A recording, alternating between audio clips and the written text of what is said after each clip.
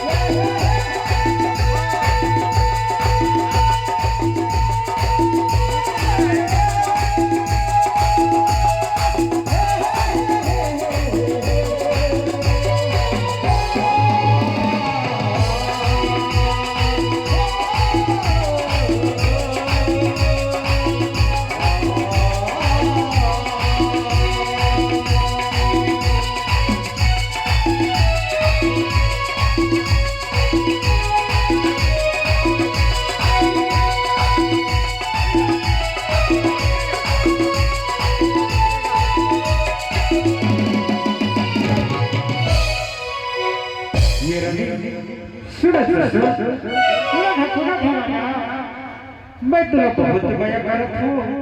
ईमान से कवाते बहुत सुंदर दिखा था ऐसे झंडे का महाराज